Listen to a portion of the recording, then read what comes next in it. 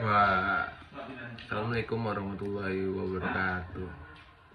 Saya Galih Nuradi Parawansa dengan NIM 220 311 0066. Saya akan memberikan penjelasan mengenai upaya hukum. Dari definisinya dulu. Upaya hukum adalah upaya atau alat untuk mencegah atau memperbaiki kekeliruan dalam suatu putusan. Upaya hukum terdiri upaya hukum biasa, upaya hukum luar biasa, upaya hukum bahwa pada dasarnya upaya hukum biasa menanggungkan eksekusi kecuali terhadap putusan serta merta. Sedangkan upaya hukum luar biasa tidak menanggungkan eksekusi. Upaya hukum biasa terdiri dari perlawanan atau verjet, banding, dan kasasi. Upaya hukum luar biasa atau istimewa terdiri dari peninjauan kembali atau PK atau request civil dan perlawanan pihak ketiga atau derden verjet. Verjet disebut juga perlawanan hukum. Verjet merupakan upaya hukum terhadap putusan di luar hadirnya tergugat. Verjet dilakukan tergugat kepada PN yang menjatuhkan putusan verstek dan kedua perkara tersebut. Verstek dan verjet dijadikan satu dalam register diberi satu nomor perkara.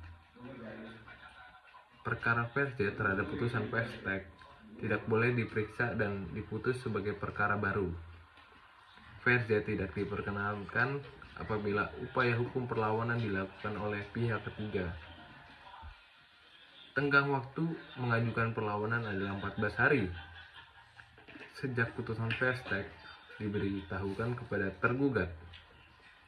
Kedudukan perlawanan tetap sebagai tergugat, sedangkan pihak terlawan tetap sebagai penggugat.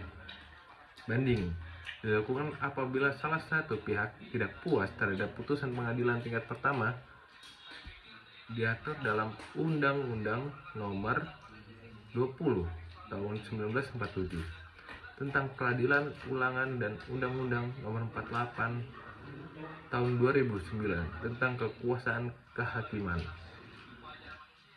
Banding. Semua putusan akhir pengadilan tingkat pertama dapat dimintakan pemeriksaan ulang di tingkat banding oleh para pihak bersangkutan, kecuali undang-undang menentukan lain.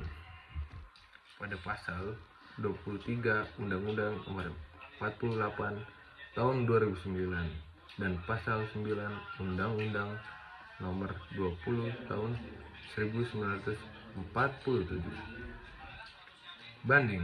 Jangka waktu mengajukan permohonan banding adalah 14 hari sejak para pihak mengetahui putusan pengadilan negeri.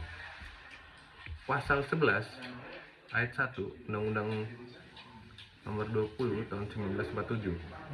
Permohonan banding harus diajukan kepada panitera pengadilan negeri yang menjatuhkan putusan.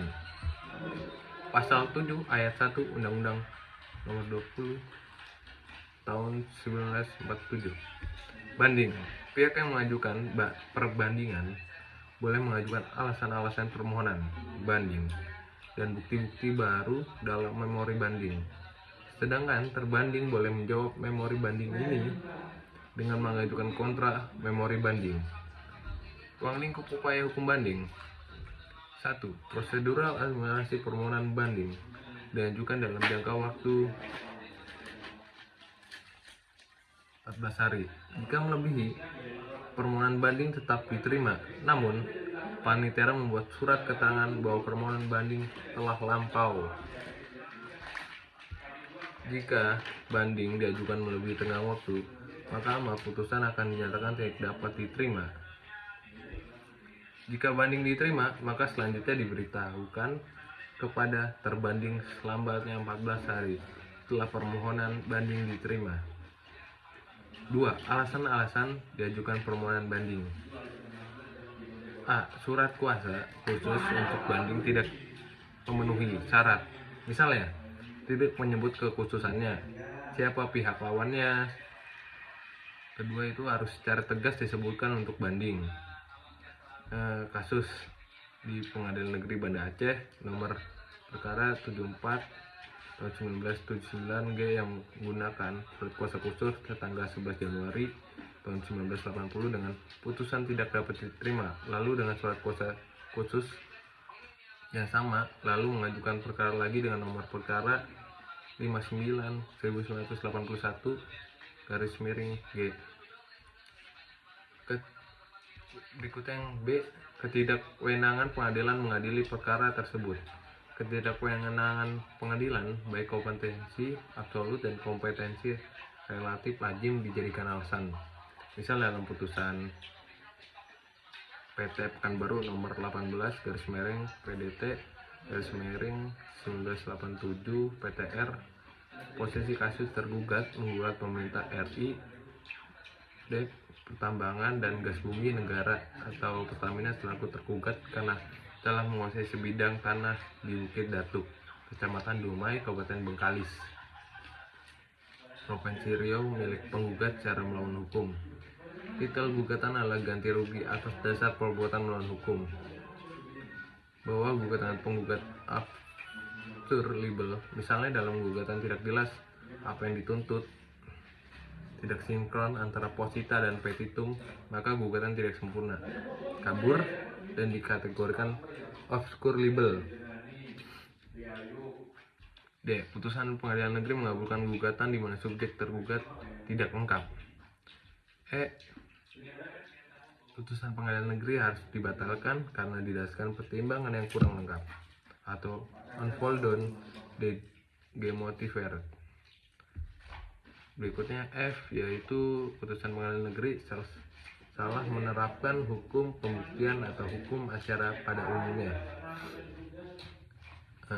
G, pengadilan negeri telah memutus melebihi dari tuntutan atau memutus terhadap hal yang tidak dituntut. Kasasi terhadap putusan-putusan yang diberikan dalam tingkat akhir oleh pengadilan-pengadilan lain daripada Mahkamah Agung, demikian juga terhadap putusan pengadilan yang diminta banding dapat dimintakan kasasi kepada Mahkamah Agung oleh pihak-pihak yang berkepentingan. Kasasi, definisi, pembatasan putusan atas penetapan pengadilan-pengadilan dari semua lingkungan pengadilan dalam tingkat peradilan akhir. Permohonan kasasi diajukan kepada panitera dari pengadilan tingkat pertama yang menjatuhkan putusan yang dimohonkan. Jangka waktu permohonan kasasi adalah 14 hari sejak putusan diketahui oleh pemohon.